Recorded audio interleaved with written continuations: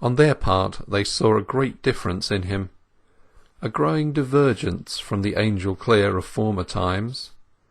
It was chiefly a difference in his manner that they noticed just now, particularly his brother's.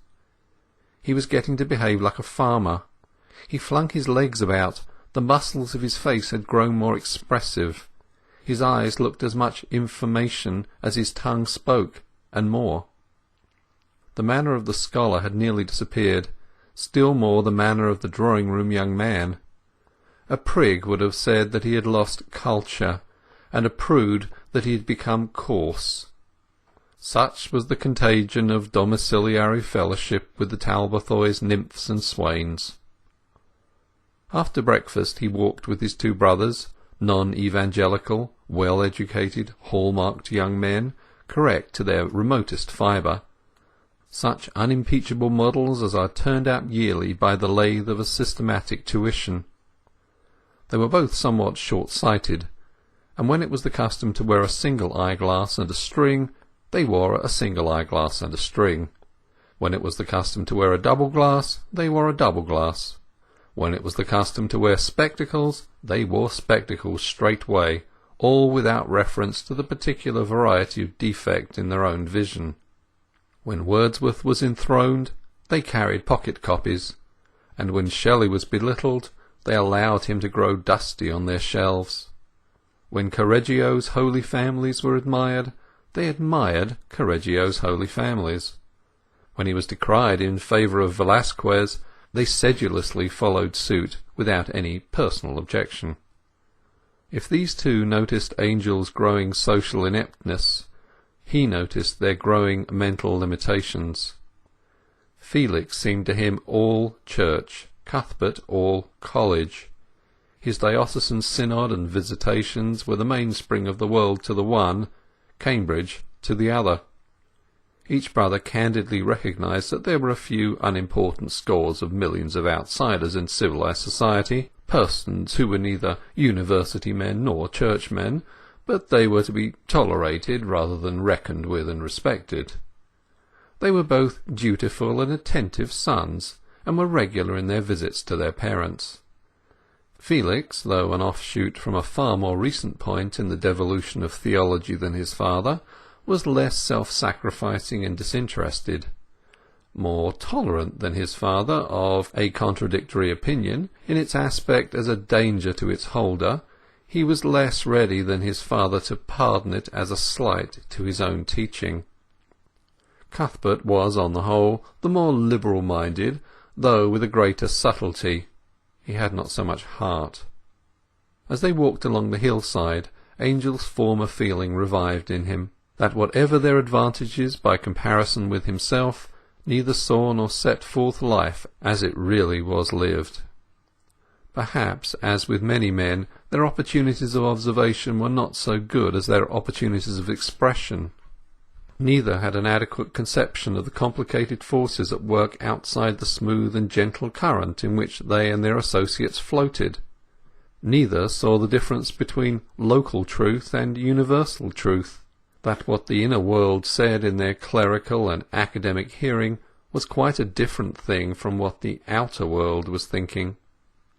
"I suppose it is farming or nothing for you now, my dear fellow," Felix was saying among other things to his youngest brother, as he looked through his spectacles at the distant fields with sad austerity, "and therefore we must make the best of it. But I do entreat you to endeavour to keep as much as possible in touch with moral ideas.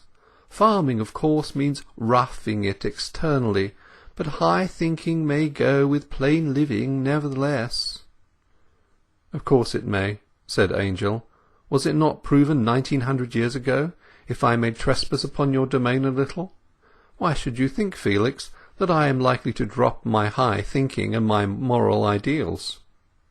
"Well, I fancied from the tone of your letters and our conversation, it may be fancy only, that you were somehow losing intellectual grasp. Hasn't it struck you, Cuthbert?" "Now, Felix," said Angel dryly, "we are very good friends, you know, each of us treading our allotted circles, but if it comes to intellectual grasp, I think you, as a contented dogmatist, had better leave mine alone, and inquire what has become of yours." They returned down the hill to dinner, which was fixed at any time at which their father's and mother's morning work in the parish usually concluded. Convenience as regarded afternoon callers was the last thing to enter into the consideration of selfish Mr. and Mrs. Clare, though the three sons were sufficiently in unison on this matter to wish that their parents would conform a little to modern notions. The walk had made them hungry. Angel, in particular, who was now an outdoor man, accustomed to the profuse darpes inempte of the dairyman's somewhat coarsely laden table. But neither of the old people had arrived, and it was not till the sons were almost tired of waiting that their parents entered. The self-denying pair had been occupied in coaxing the appetites of some of their sick parishioners, whom they, somewhat inconsistently, tried to keep imprisoned in the flesh, their own appetites being quite forgotten. The family sat down to table, and a frugal meal of cold viands was deposited before them. Angel looked round for Mrs. Crick's black puddings, which he had directed to be nicely grilled, as they did them at the dairy, and of which he wished his father and mother to appreciate the marvellous herbal savours as highly as he did himself. "Ah, you are looking for the black puddings, my dear boy," observed Clare's mother, "but I am sure you will not mind doing without them, as I am sure your father and I shall not, when you know the reason.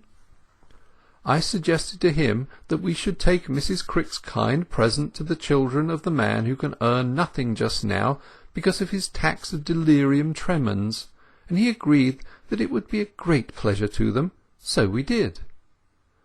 "Of course," said Angel cheerfully, looking round for the mead.